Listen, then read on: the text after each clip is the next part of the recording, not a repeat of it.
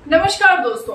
PM Modi समेत BJP के नेताओं के अंदर नेहरू फोबिया इतना ज्यादा गहरा हो चुका है कि वो चाह कर भी उसे निकाल नहीं पाते। ये फोबिया इस हद तक बढ़ चुका है कि देश में हुई हर घटना बीजेपी को नेहरू द्वारा ही कराई गई लगती है, जैसे आज के समय में नेहरू जी की आत्मा ने आकर सब कुछ कर दिया हो। ये दुनिया का पहला देश और देश में पहली बार ऐसा हो रहा होगा कि कोई अपने ही देश के पहले पीएम के दुष्प्रचार में इतने अधिक तौर पे जुट गया है कि बिना किसी लॉजिक के कभी भी किसी भी घटना की सारी जिम्मेदारी सरकार उनके मत्थे मढ़ देती है। पहली बार ऐसी सरकार देखने को मिल रही है जिसके सांसद से लेकर प्रधानमंत्री तक ये कहते हो कि देश की आज की हो रही घटनाओं के जिम्मेदार देश के प्रथम प्रधानमंत्री हैं। जैसे नेहरू जी टाइम मशीन से यात्रा करके हिंसा फैलाने आते हो देश में। मतलब किसी चीज का कोई लॉजिक होता है। बोलता हिंदुस्तान का ये ट्वीट देखिए दोस्तों, बीजेपी के एक सांसद ने कहा है कि मणिपुर की इस हालत के लिए पहले पीएम नेहरू जिम्मेदार हैं, जिसके तुरंत बाद जी न्यूज ने तुरंत मौका उठाया और बिना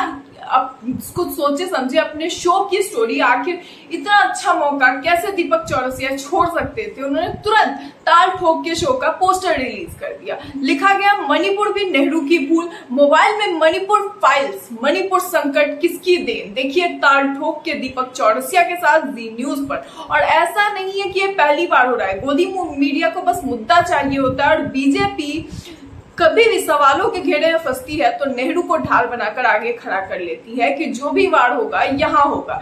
ये बहुत ही आम हो चुका है और लोगों को इस चीज को सुनने की आदत पड़ चुकी है कि बीजेपी पर जब सवाल उठे तो बीजेपी नेहरू जी को खड़ा कर दे और कहे कि नेहरू जी इस सब चीज के जिम्मेदार हैं। यानी देश में हिंसा हो तो नेहरू जिम्मेदार, बीजेपी कोई कांड करे तो नेहरू जिम्मेदार और सवाल उठाना हो तो नेहरू जी बीच में।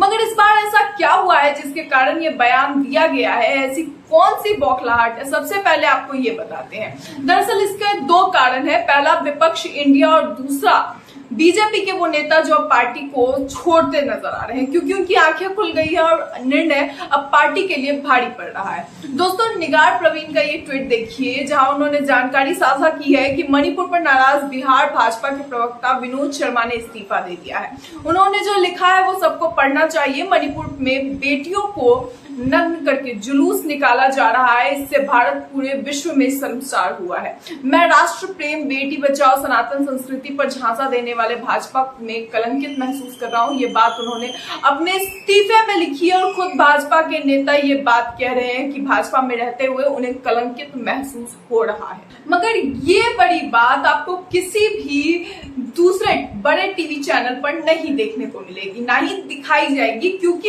ये उनके लिए जरूरी नहीं है, ये उनके लिए मुद्दा नहीं है, ये उनके लिए एक ऐसा मुद्दा नहीं है जो ट्रेंड करे। वहीं दूसरा कारण है बीजेपी दलों के गठबंधन इंडिया के 21 सांसदों का एक प्रतिनिधि मंडल मणिपुर के 2 दिवसीय यात्रा के लिए शनिवार को इम्फाल पहुंचने वाला है। प्रतिनिधि मंडल जातीय संघर्ष के प्रभावित राज्य की वर्तमान स्थिति का आकलन करेगा। प्रतिनिधि मंडल में शामिल लोकसभा में कांग्रेस नेता अधीर रंजन चौधरी सरकार और संसद को सिफारिश करेंगे और पार्टी सभी क्षेत्रों का दौरा करेगी जहां पर हालात गंभीर है। स्थिति का आकलन करने के लिए राहत शिविरों का भी दौरा किया जाएगा। प्रतिनिधि मंडल रविवार सुबह मणिपुर की राज्यपाल अनुसुईया उइके से भी मुलाकात करेगा। और अब यह बात बीजेपी से हजम नहीं हो पा रही है, नहीं बर्दाश्त हो रहा है कि आखिर सरकार की थू-थू और विपक्ष को लोग क्यों सराह रहे हैं। मगर लोग करे भी तो क्या करे, जिन्होंने चुनकर बनाया सरकार उनके साथ ही इस तरह की हरकत हो रही है। ऐसे पीएम की तारीफ करें जो मणिपुर के सिवा हर राज्य का दौरा कर रहे हैं, पल पल के हालात जानने के बावजूद उनके हाथ पर उन्हें जलने के लिए छोड़ दिया और चुनाव के वोट मांगने में लगे हैं।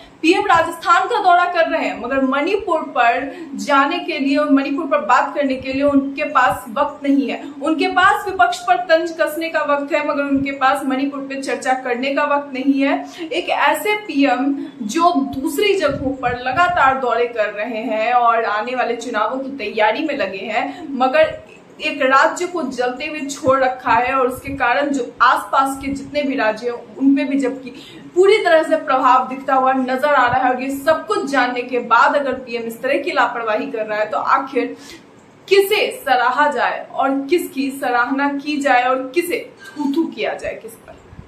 क्या गलत कर रही है आज जनता अगर उन्हें सरकार पर गुस्सा है तो? खैर दोस्तों, बीजेपी के इस नेहरू फोबिया को लेकर आपका क्या कहना है? जिस तरह से कहा गया है कि मणिपुर की घटना नेहरू की जिम्मेदारी है, इसे लेकर आप क्या कहेंगे? अपनी राय कमेंट बॉक्स में जरूर बताएं। इस वीडियो में इतना ही, तब तक के लिए नमस्कार।